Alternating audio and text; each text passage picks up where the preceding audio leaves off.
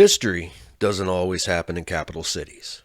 Sometimes it happens on rivers, in darkness, with no witnesses who plan to talk. Some stories become legends because they're dramatic. Others because no one ever agreed on the truth. This is one of those. This is Dravin's Den.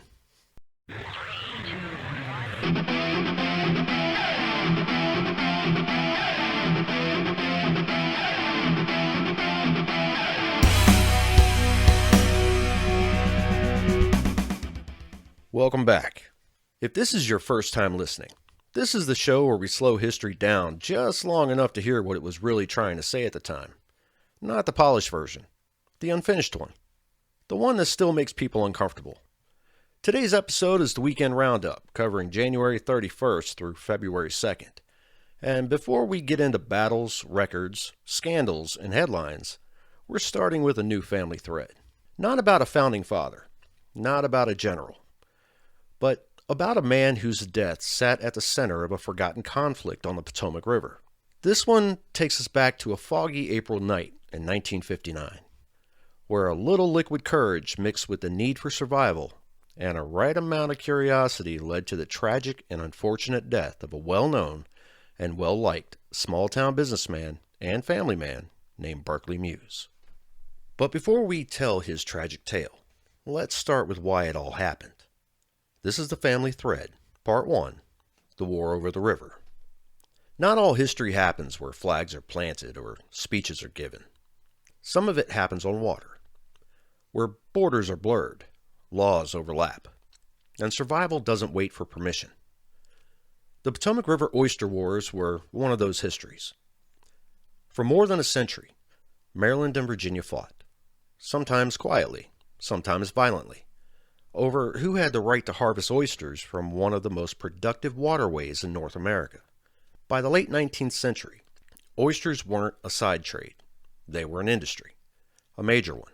They fed cities, built fortunes, and sustained entire river communities. Maryland and Virginia drew lines on maps. The river didn't care. Maryland outlawed oyster dredging to protect the beds. Virginia watermen, facing dwindling opportunities elsewhere, continued to work the river. Enforcement fell to the Maryland Oyster Police, often called the Oyster Navy, tasked with stopping illegal harvesting. What followed were decades of resentment, nighttime chases, seized boats, armed confrontations, and a growing sense that the law itself had become part of the conflict. This wasn't chaos. It was regulation colliding with livelihood. By the mid-20th century, the oyster wars had quieted, but not ended. The tensions were still there, just beneath the surface. Then came April 1959. Near Colonial Beach, Virginia, a well-known local farmer and father named Berkeley Muse was on the Potomac River with two companions. When Maryland fishery officers approached, a pursuit began towards Virginia waters. What happened next would be debated, investigated, and argued for decades. Gunfire erupted. Muse was struck. He died on the beach before help could arrive. Bullet holes were said to be spread across the waterfront businesses, compliments of the Maryland Oyster Police. Muse's death didn't happen in a declared war. It happened in a long, unresolved one. To many Virginians, he was killed by overreach. To Maryland authorities, he was a lawbreaker resisting arrest. And the river? The river never testified. That's where this story begins. Tune in next time for Part 2. That Night on the River. And don't forget, I want your stories too. Not just about famous ancestors, not just about war heroes. Tell me about the quiet ones. The people in your family who made a choice that changed the direction of everyone who came after, even if no one outside the family noticed. Send those stories in, because history isn't just what happened, it's what kept happening. Send them to dravinsden@gmail.com. Now let's get you up to date on other history happenings from January 31st to February 2nd. January 31st, 1917. Germany announced the resumption of unrestricted submarine warfare, effective January 1st, targeting all ships in war zone waters to sever Allied supply lines. This act violated the 1916 Sussex Pledge and prompted the U.S. to break diplomatic relations, directly leading to American entry in World War I. by declaring that U-boats would sink any vessel in the war zone, regardless of flag or cargo. Germany knowingly gambled that they could starve Britain into submission before the U.S. could mobilize. Neutrality doesn't survive when commerce sinks with no warning. History doesn't always start wars with explosions. Sometimes it starts with announcements. January 31st, 1865.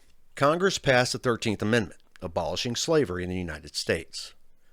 Ratified later that year on December 6th, this landmark constitutional amendment marked a pivotal moment in our nation's history. The 13th Amendment was the culmination of efforts to permanently outlaw slavery following the Emancipation Proclamation, which had limited reach during the Civil War. President Abraham Lincoln recognized the need for a constitutional guarantee and actively worked to secure its passage. After intense debate, the House approved the amendment with a 119 to 56 vote, and on February 1, 1865, Lincoln signed the joint resolution sending it to the states for ratification. It ended an institution, but not its consequences. Freedom was written into law long before it was honored in practice. History marks the vote. The work came later.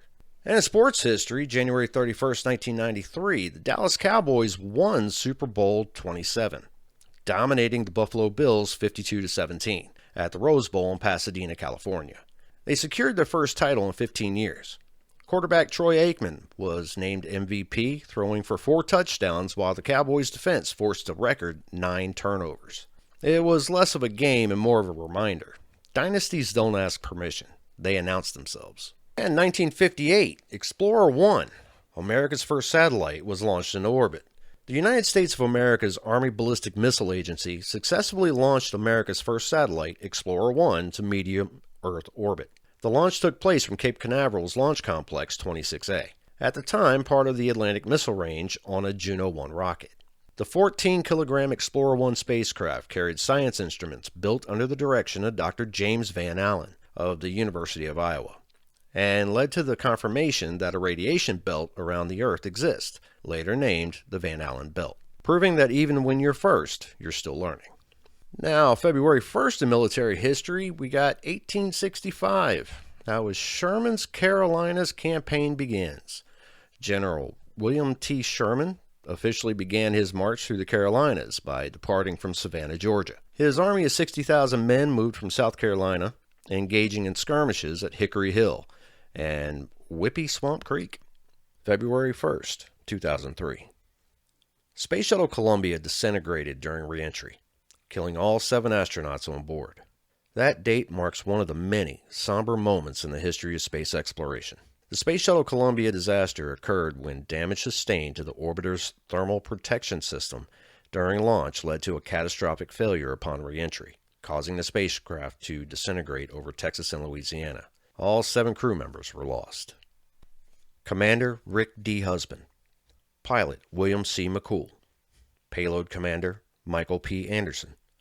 Mission Specialist Kalpana Chawla, David M. Brown, and Laurel B. Clark. And Payload Specialist Ilan Ramon, the first Israeli astronaut. The investigation revealed a familiar pattern: known risks, normalized over time. Progress doesn't fail suddenly. It erodes quietly. And for sports history, on February 1st, 1964, several major milestones occurred across the NHL, NBA, and Winter Olympic Games. Hockey, a rare 5-goal performance. Montreal Canadiens forward Bobby Rousseau delivered one of the most prolific offensive performances in NHL history. He scored 5 goals in a 9-3 victory over the Detroit Red Wings. This was the only time an NHL player scored 5 goals in a single game during a 13-year span between February 1955 and November 1968. On the same night, Chicago Blackhawks legend Bobby Hull recorded his 13th career hat trick, leading Chicago to a 4-2 win against the Toronto Maple Leafs. And basketball, coaching and player milestones.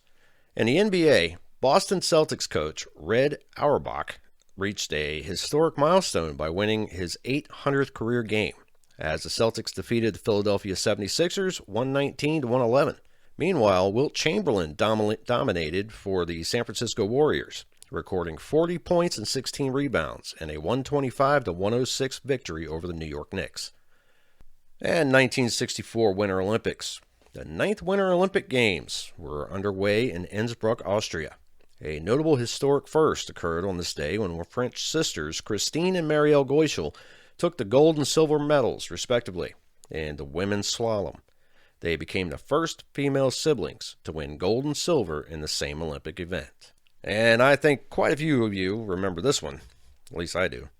Janet Jackson's Super Bowl halftime performance led to sweeping broadcast regulations.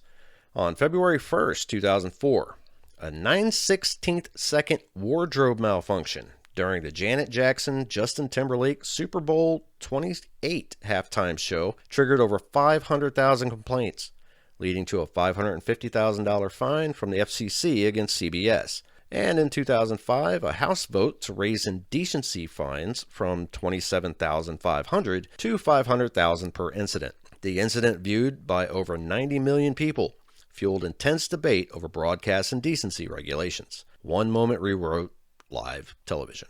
Culture reacts faster than policy until policy catches up. Now, February 2nd, 1848.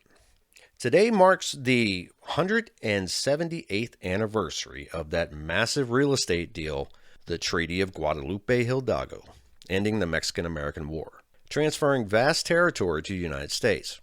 By signing the Treaty of Guadalupe Hidalgo, Mexico ceded 55% of its territory, including present-day California, Nevada, Utah, and Arizona, to the U.S. for $15 million.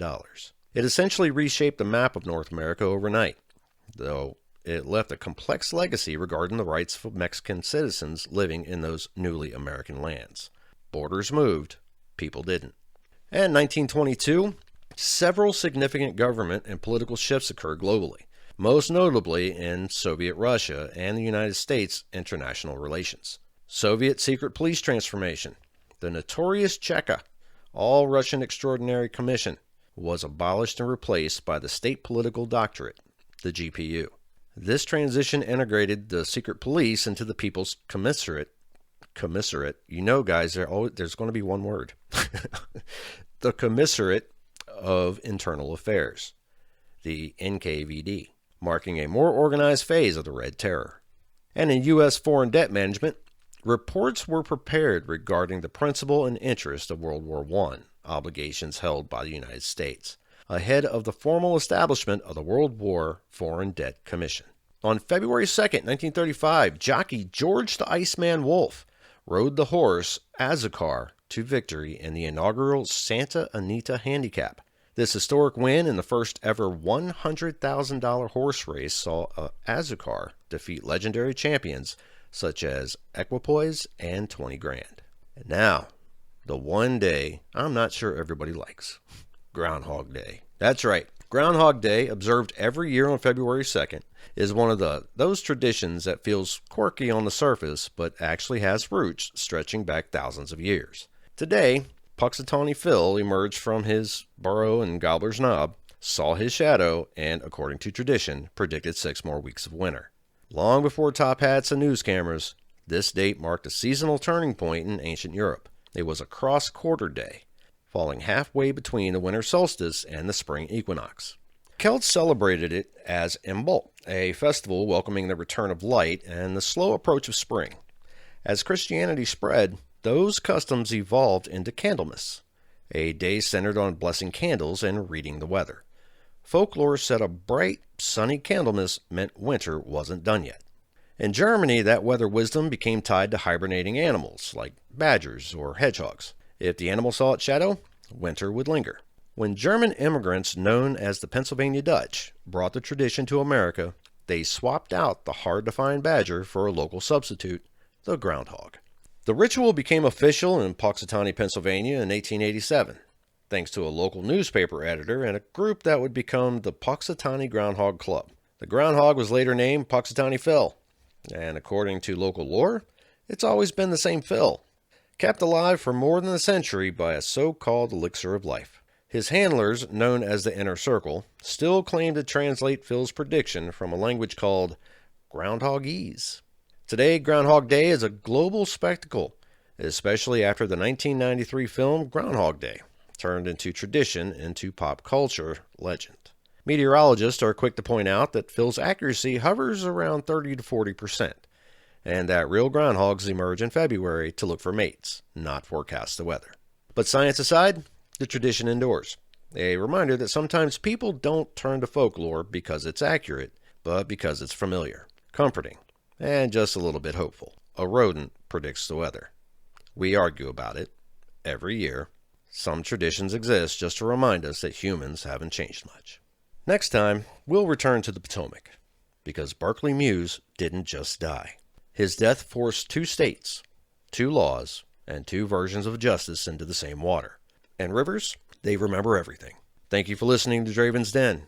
I'm Stan, and that's a wrap.